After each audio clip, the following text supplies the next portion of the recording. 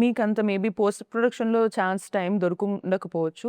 Before that 'KK' గారితో ఏమన్నా మాట్లాడారా? Sir what is the reason behind these impactful dialogues కానీ, ఈ డైలాగ్స్ హీ రాసారు? Is a person with lot of experience. Hmm. Life experience చాలా ఉంది ఆయనకి. హ్మ్. అంటే మీరే చెప్పారు 10 ఇయర్స్ గ్యాప్ వచ్చింది. Then after directing a film he goes and joins as an AD with Mani Ratnam sir. I mean ఆ school అలా ఉంది. మణిరత్నం స్కూల్ అలా ఉంది. సో, అంటే ఇప్పుడు మీరు యాజ్ అన్ ఆడియన్స్ ఈ సినిమాలో ఉన్న డైలాగ్స్ వింటారు. ఈ సినిమాలో క్యారెక్టర్ మాట్లాడుతున్నది విని ఓకే చాలా బాగా రాశారంటారు. కానీ నేను చాలా పర్సనల్‌గా టైమ్ స్పెండ్ చేశాను. And the way he speaks that it self has lot of depth. He doesn't speak like that. I mean ఏదో ఒకటి చెప్పాలి, ఏదో ఒక మాటలు అలా ఉండదు. ఆయనతో కూర్చుంటే 3-4 అవర్స్ ఎలా వెళ్తుందని తెలియదు మీకు. అంత ఈజీగా కాన్వర్జేషన్ అంత ఎఫెక్టివ్‌గా ఉంటది. అంత డెప్త్ ఉంటది కాన్వర్జేషన్‌లో. That kind of a person he is. Yeah! And it's very unfortunate and I think it's our bad luck that we lost him. Or else coming days ఆయన చాలా వేరే వేరే రకంగా సినిమాలు, స్క్రిప్ట్‌లు ఉండేది ఆయనతో. అంటే చాలా కొత్తగా అనిపిస్తుంది. అంటే మేబీ ఇండస్ట్రీలో చాలామంది ఎవరు ఈ ఎక్స్‌పీరియన్స్ చేసుండరు. ఒక మూవీ చేస్తూ పోస్ట్ ప్రొడక్షన్ టైమ్‌లో ఇలా అవ్వటం. అండ్ డైరెక్టర్ కూడా లైక్ పోస్ట్ ప్రొడక్షన్ టైమ్‌లో లేనప్పుడు మీరు ఈ మూవీ ట్రైలర్ కట్స్ కానీ ఎగ్జాక్ట్ ఆయన అనుకున్నట్టు రిలీజ్ అవుతుందా లేదా అనే డౌట్ కూడా మేబీ చాలామందికి ఇప్పుడు ఆడియన్స్ కూడా వస్తుంది. సో, మీరేం చెప్తారు? అంటే we are not going out of the boundary he has set. హ్మ్.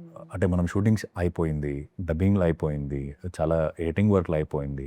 సో, ఒక బౌండరీ మనకు తెలుస్తది చూస్తున్నప్పుడు ఏం చెప్పాలి అనుకుంటున్నారు ఆయన అని. హ్మ్. సో, ఆ బౌండరీ దాటి మనం వెళ్ళట్లేదు. కానీ ఆయన ఉంటే ఇలాగే చేసేవాడిని మనకు తెలీదది. I don't know if he has cut the trailer in this way. He would have cut in in a better way, in a different way maybe. But the maximum what we can do, we are doing that. And whatever his intentions or whatever his vision is, I think we are trying to match at least 80% of it. If not 100%, at least we're trying to not go out of the box. Yeah. And trailer చూసిన తర్వాత కొన్ని సీన్స్‌లో and క్లైమాక్స్‌లో గూడా like హీరోకి మీకు gun shot వస్తుంది. Gun shot పేలిన తర్వాత గూడా స్టిల్ మీరు పడిపోయినప్పుడు గూడా ఆ సిగరెట్ అలానే హుందాగా కాలుస్తూ ఉంటారు. So, the way he is projecting the character అనేది చూపిస్తుంది మనకి. సో, త్రూ హిమ్ అంటే ఆయన ద్వారానే ఆయన టీచింగ్స్ ద్వారానే further directors like Sandeep Reddy Vanga గారు వీళ్ళు ఆయన నుంచి నేర్చుకొనే అలా వచ్చారు అని అంటారా? మీరేం నేర్చుకున్నారు? నేను చాలా నేర్చుకున్నాను. ఆయన ఎక్స్‌పీరియన్స్‌తో కొన్ని యాక్టర్స్ ఎలా స్క్రిప్ట్‌ని అప్రోచ్ చేస్తారు. అండ్ ఒక డైరెక్టర్ అయ్యి యాక్టర్స్‌తో వాట్ దే ఎక్స్‌పెక్ట్ ఒక యాక్టర్స్‌తో and what he is expecting from me and how he sees me all that stuff. I mean he give lot of confidence to me and he taught me certain things. సీన్‌ని పెట్టుకొని మనం discuss చేసాం.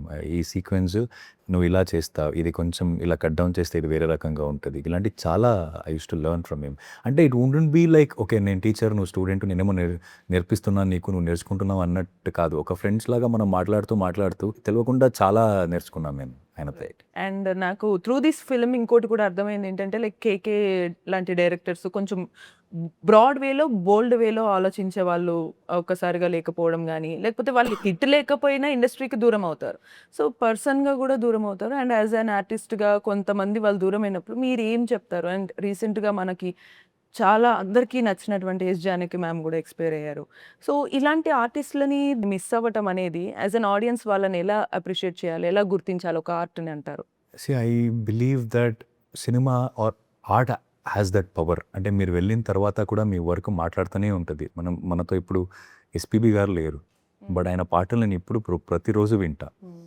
So, he is there in his songs. He is there. So, the artist will always live in his work.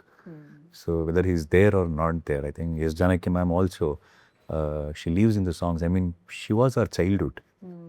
మనది ఏమైనా అయితే మనం song వింటాం. మనది ఏమైనా బాగా జరగట్లేదంటే లైఫ్‌లో మనం సాంగ్స్ వింటాం. అండ్ సినిమాలు కూడా అలాగే. ఏదో మంచి మూడ్‌లో ఉంటే కొన్ని సినిమాలు పెట్టుకొని మనం చూస్తాం. ఏదో ఒక బాధలో ఉంటే కొన్ని సినిమాలు పెట్టుకొని మనం చూస్తాం. So I think KK sir will leave on with his work. And I'm very glad that people are recognizing his work now. People now I just ఇంకా పాత ఇంటర్వ్యూలో కూర్చొని మాట్లాడుతుంటే కేడీ ఎలా ఇట్ వాజ్ ఫ్యూచరిస్టిక్ ఫిల్మ్ అప్పుడు అర్థం కాలేదు కానీ ఇప్పుడు ఆ సినిమా చాలా రిలేట్ అవుతుంది 15 years తర్వాత అంటున్నారు. Yeah! So his work are being recognised and that's how he lives on.